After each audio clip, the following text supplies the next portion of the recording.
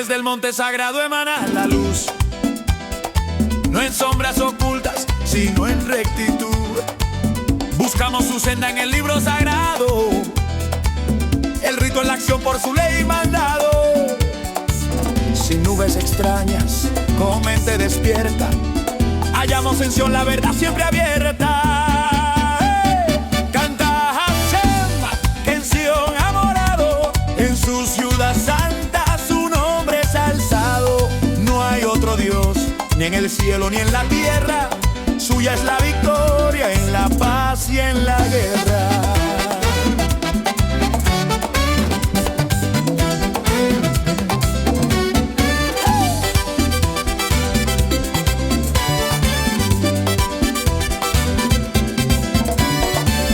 Oh hijos de Iberia de noble linaje, rendile al Eterno el más puro homenaje.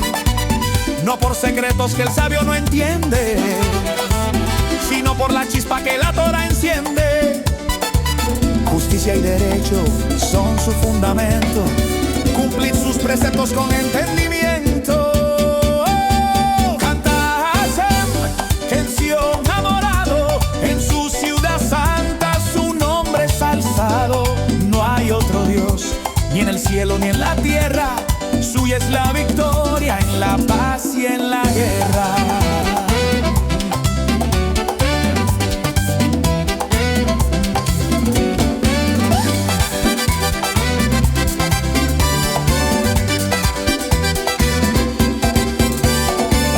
Él es el primero, no tiene figura, su esencia es remota, su palabra es pura.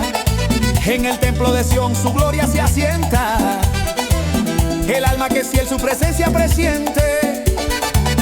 Lejos del mito y de sendas inciertas, las puertas de Judea se encuentran abiertas. Bendito es el Dios de nuestros ancestros, que guía los pasos y rezos nuestros.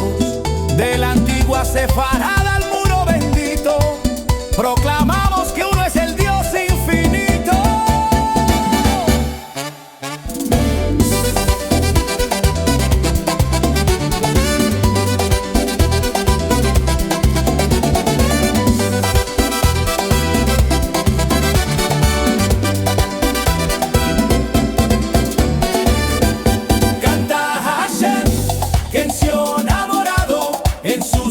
Santa su nombre es alzado, bendito sea el Rey, por siempre y por siempre, que en el corazón